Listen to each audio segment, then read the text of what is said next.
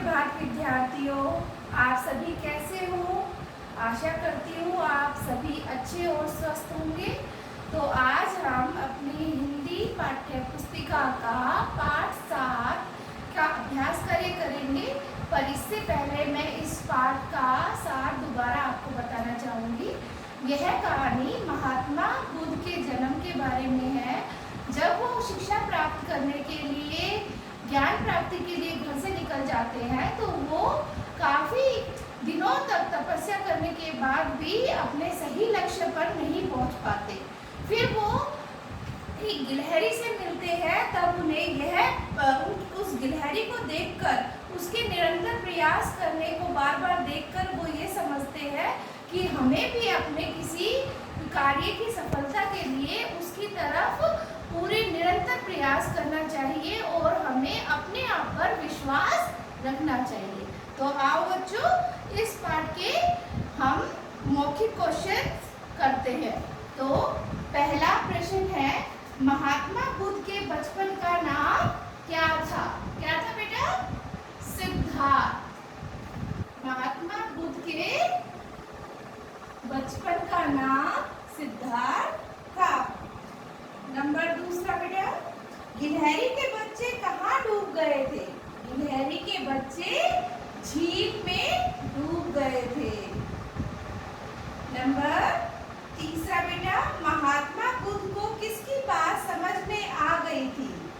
किसकी बात समझ आ गई थी? गिलहरी की। तो बच्चे, ये आपके पाठ 7 के मौखिक प्रश्न उत्तर थे। अब हम इसके प्रश्न नंबर 2, इन प्रश्नों के उत्तर लिखिए के बारे में अभ्यास करेंगे।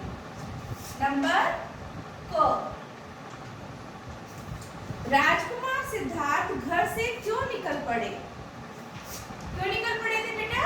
वे ज्ञान प्राप्त करने के लिए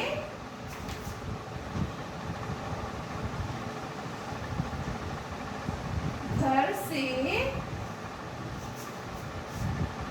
निकल पड़े थे। क्यों बेटा?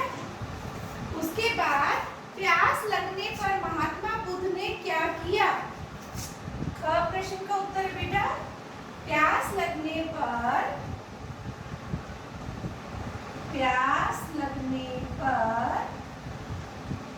वे एक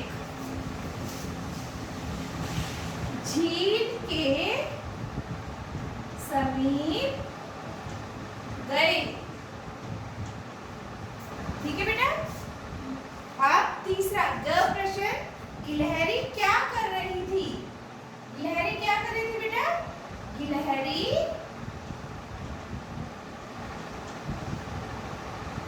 बार बार झील में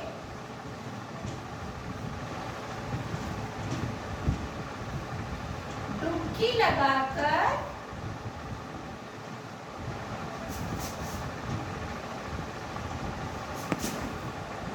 फिर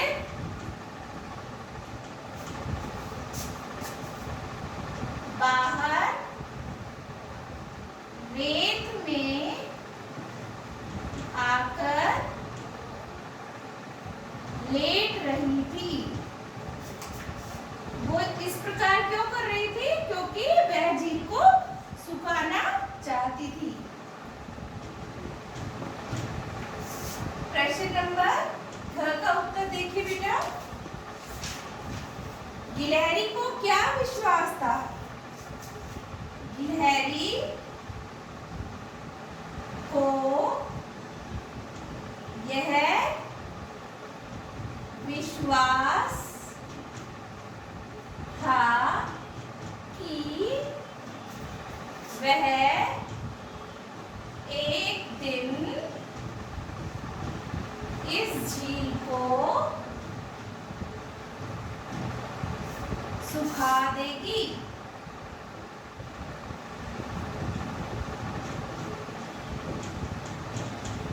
उसके बाद प्रश्न नंबर 18 का उत्तर देखिए।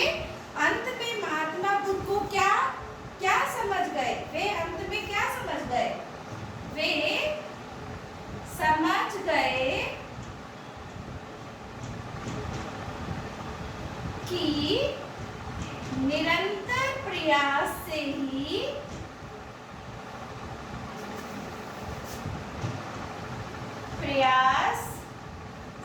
ही हम सफलता प्राप्त कर सकते हैं।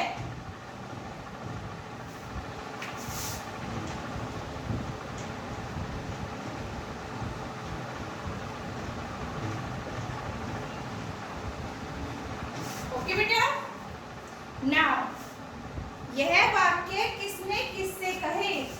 इस झील ने मेरे 2 बच्चों को खा लिया। यह बात किसने कही बेटा? यह बात गिलहरी ने कही। किसने कही? गिलहरी ने।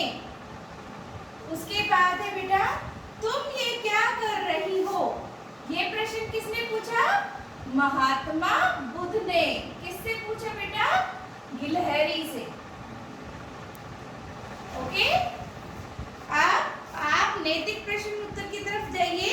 खेल के मैदान में अगर आपका कोई सहपाठी जानबूझकर आपको धक्का दे देता है तो आप क्या करेंगे? क्या आप उसे भी धक्का दोगे, या आपस में आप झगड़ने लग जाओगे, या आप उसे माफ कर दोगे, या उसे समझाना चाहोगे? बेटा, हमें उसे माफ कर देना चाहिए और उसे समझाना भी चाहिए। ओके बेटा, उसके बाद है दूसरा नैतिक प्रश्न।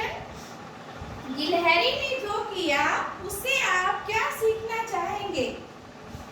इस बात से हमें यही शिक्षा मिलती है कि हमें अपनी सफलता की तरफ चलते जाना चाहिए और अपने ऊपर विश्वास रखना चाहिए। तो बच्चों, प्रश्न नंबर 2 देखिए। इन संयुक्ताक्षरों से बना एक एक शब्द दिया गया है। आप 2-2 और शब्द लिखिए। देखिए बेटा, श प्लस ट, षष्ठ। अब आप इससे क्या शब्द बना सकते हैं? क आधा श ट, कष्ट। उसके बाद भ्रष्ट। ओके बेटा, उसके बाद है आपका नष्ट। तो बेटा, कष्ट मतलब होता है दुख, भ्रष्ट मीन्स जो बेईमान हो, यानी जिसकी आदतन जो बेईमान हो, और नष्ट होता है बेटा नुकसान, खत्म हो जाना। उसके बाद है आधा स और य से क्या बनेगा? समस्या। समस्या क्या होता है बेटा?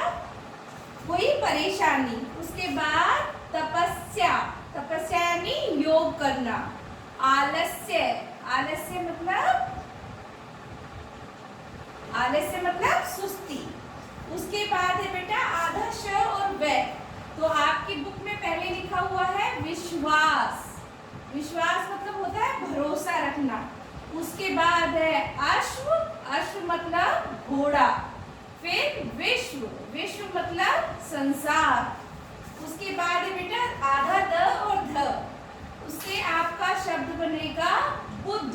यह महात्मा बुद्ध का नाम था। शुद्ध, शुद्ध मतलब होता है साफ, स्वच्छ। उसके बाद सिद्ध, सिद्ध मतलब होता है पूरा करना। ओके बेटा, तो आप इन संयुक्त अक्षरों से इस तरह के शब्द बना सकते हैं। अब आपका है क्वेश्चन नंबर 3 कि संज्ञा शब्दों पर टिक लगाइए। तो बेटा, संज्ञा शब्द जैसा कि हमने आपको पढ़ाया था, संज्ञा किसे कहते हैं? किसी व्यक्ति, वस्तु, स्थान आदि के नाम को संज्ञा कहते हैं। तो आप अपनी बुक में देखिए बेटा, गिलहरी, गिलहरी शब्द किसी का नाम है, तो इस पर क्या लगेगा? टिक। ठीक है बेटा, गिलहरी किसी का नाम है, तो हम यहाँ लिखते हैं गिलहरी। तो गिलहरी वाले बॉक्स में सही का निशान लगेगा। उसके बाद है भूखा। क्या भूखा एक संज्ञा शब्द है? नहीं, क्योंकि भूखा एक विशेषण शब्द है। उसके बाद है राजकुमार। राजकुमार किसी का नाम भी हो सकता है, तो यह एक संज्ञा शब्द है। इसके बाद है झील।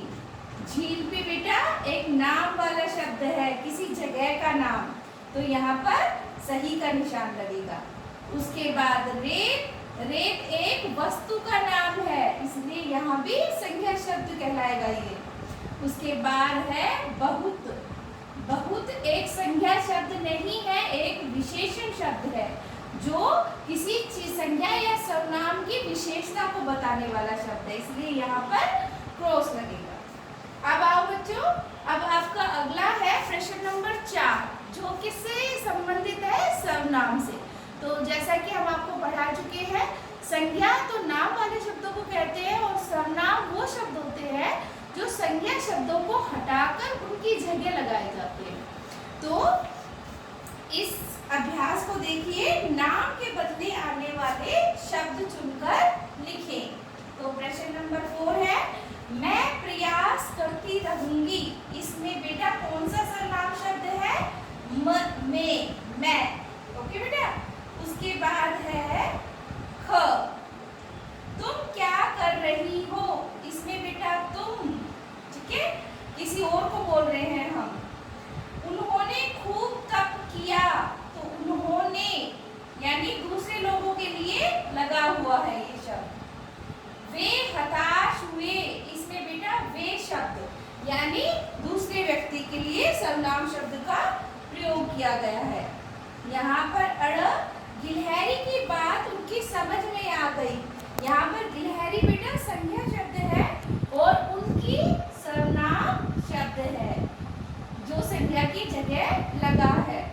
उसके बाद च, हम अवश्य सफल होंगे। इसमें बेटा हम एक सर्वनाम शब्द है। उसके बाद छ, वह बार बार रेत पर लेटती रही। इसमें बेटा वह शब्द एक सर्वनाम है। इसके बाद प्रश्न नंबर 5, इसमें क्या करना है बेटा? आपको सही शब्द पर उत्तर आपको सही का निशान लगाना है। जैसे क प्रश्न है, इसमें से काम वाला शब्द क्या है? जैसे काम वाला शब्द है आकर, घना, रेत। अब बेटा घना तो हुआ बहुत सारा, तो ये एक विशेषण हो गया।